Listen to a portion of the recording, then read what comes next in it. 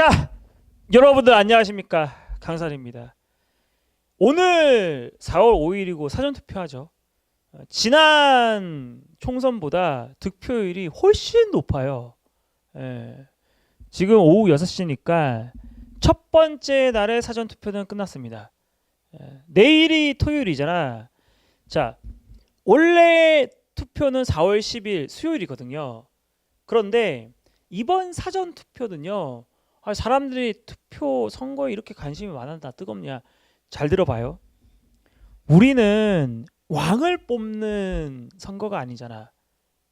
민주주의 체제 내에서 일꾼을 뽑아서 이 사람들이 국가 국민을 위해서 봉사하고 희생 정신을 통해 가지고 좀 더 나은 삶. 우리가 그나마 내가 이 세대 부모 세대에는 열심히 이룩한 거 내 자식들한테는 덜 고생하고 뭐 좀 먹고 살고 막 그래야 되거든. 그런데 희한하게 대통령은 보수 정당에서 나왔고 지난 지방선거에서도 보수가 우세했죠. 그리고 2년차가 끝나고 윤석열 정부의 심판이 이루어진다고 생각하시면 돼요. 이번 선거가 사전투표율이 이렇게 높다는 거는 정권 심판이냐 정권 수호냐 두 개 중에서 하나인데 경합되는 데가 50군데라며 대통령이 윤석열이야. 그래도 불구하고 이렇게 치고받고 한다? 원래 대통령 자리는 이재명이었고 이재명이 그 자리를 도로 가져오겠다라고 생각하는 국민들이 절반을 넘었다는 거야. 사전투표가 왜 이렇게 높냐? 저거는요. 정권을 수호하겠다는 게 아니거든. 정권을 심판하겠다는 거죠. 그랬을 때 가장 높은 득표를 달성할 수 있는 정당은 어디냐? 조국혁신당입니다. 왜 조국혁신당이 이런 돌풍 속에서 휘어라치냐? 자, 나도 20대고 30대고 인생을 살아왔잖아. 그러면은 50대, 60대 이런 분들도 자기 인생에서 20대, 30대 있을 거 아니야. 생각해 보면요. 조국혁신당에 표를 주고 있는 젊은 사람들은요. 조민 때문에 줍니다. 조민이 불쌍해 보여서. 그리고 40대, 50대 되면은 조국이 처해져 있는 저 정치적인 재판이 얼마나 부당한지를 알고 있기 때문에 주는 거라고. 보수 우파 진영 내에서는 조국은 잡범이고 보수 우파 진영 내에서는 이재명도 잡범이고 그렇게 들어간단 말이야. 그런데 세상을 살다 보면은 그렇게 할 수밖에 없는 것을 알아. 더불어민주당 양문석인가 사기 대출인가 뭔가 나오잖아. 먹고 살려면 저렇게 그거를 국민들이 이해하냐 못하냐라고 할 때 이해할 수도 있고 없을 수도 있어. 그런데 그것보다 더 큰 문제는 내가 이번 선거에서 도저히 윤석열 못 믿겠다. 나라가 이렇게 경제가 폭상하고 내 앞길이 안 보인다라는 사람들이 조국한테 표를 주는 거야. 조국한테 표를 주면은 그만큼 윤석열 한동훈이 못했다는 거야. 못한 거야. 어떻게 조국혁신당이 돌포 일으키냐? 감옥 가야 되는 사람인데 안 그래요? 이재명도 읍소하면서 반성하면서 그래야 되는데 우리 보고 가짜 반성이라고 오히려 회초리 들고 얘기하고 있어. 지금이요. 상황이 완전 반대됐습니다. 피해자가 있으면 가해자가 있는 건데 가해자가 피해자 코스프레를 하고 있어요. 그럼에도 불구하고 국민들은 국민의힘보다는 더불어민주당을 보고 정권 심판하자. 도저히 못 살겠다.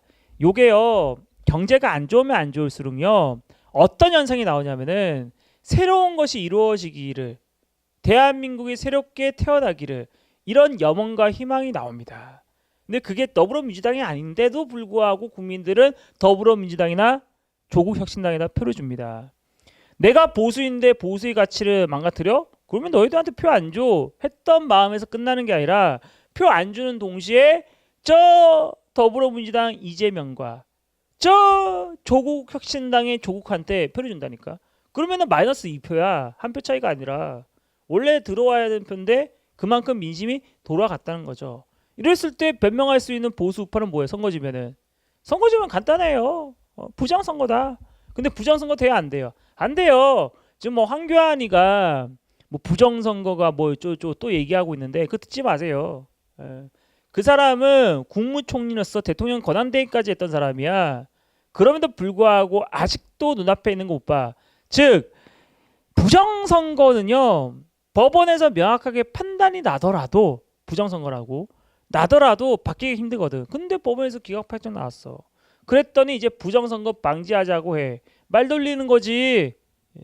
내가 말하고 싶은 거는 보수 우파 지역 내에서 왜 강력한 정치 지도자를 만들어서 정치 권력을 먹을 생각은 안 하고 남이 한 것만 줄줄줄 따라다녀 가지고 그거 한번 무슨 뭐 청소부야 이 아가리가 청소부야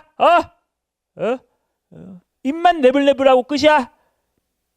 우리들의 적이 있잖아. 적이 있으면은 칼로 가서 배꼽을 찌르든 등을 넣어버리든지 간에 뭔가 행동하는 거 보여줘야 되잖아. 선거 믿고 있다가 보수 우파가 대통령 된 거는 어쩔 수 없이 속아 뒷걸음치다가 쥐잡은 꼴밖에 더 되겠어?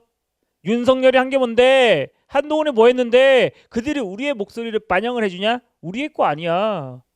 그러면 윤석열 한동훈도 아니고 조국, 이재명, 문재인, 이낙연 이런 사람들도 아니야. 그럼 우리 표는 어디로 가냐? 투표 안 하는 게 더 나을 수도 있어요. 그런데 투표를 하든지 말든지 간에 우리는 다음 세대의 이념 갈등에서 정치적으로 보수 우파 진영의 젊은 사람들을 육성해야 되는 의무는 있다. 근데 그거 하냐고? 안 하잖아. 안 하잖아. 안 하잖아. 그러면 이번 선거 진 거예요. 선거를 통해서 종북 주사파를 이기겠다? 꼴값 떠지 말라 그래. 이 국민들의 표는요.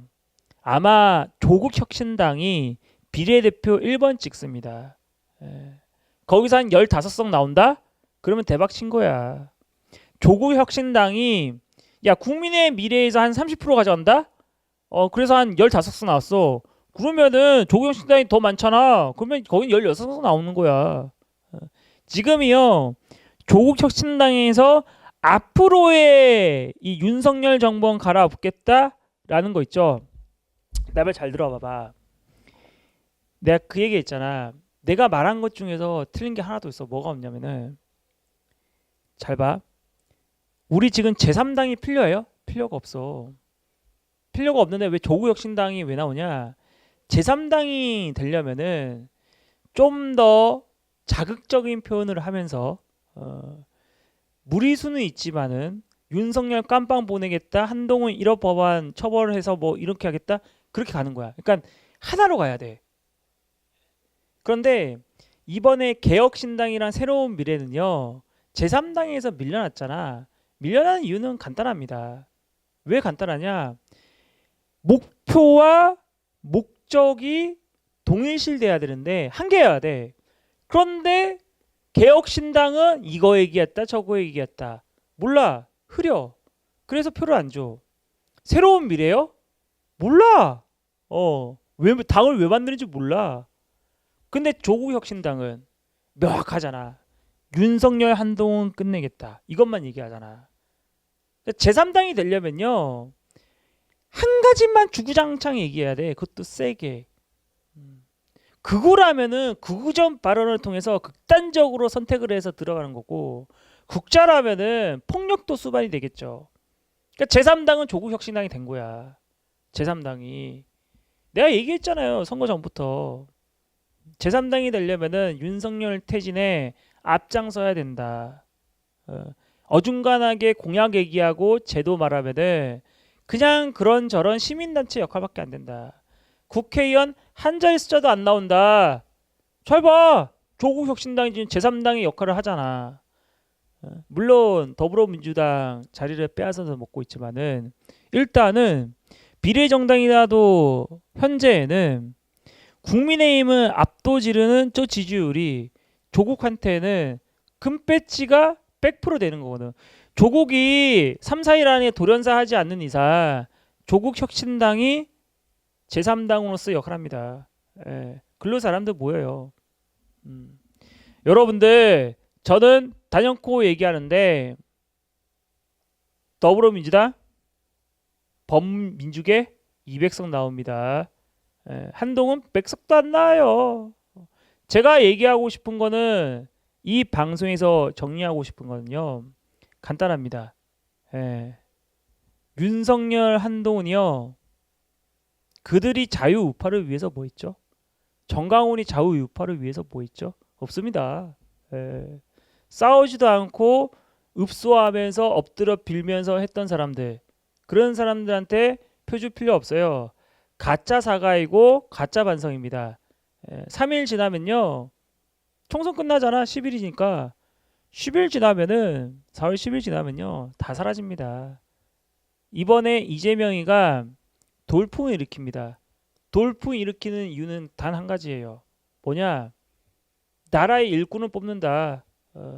대한민국이 새롭게 태어나야 된다. 그 슬로건으로 젊은 사람들 표를 가져갑니다.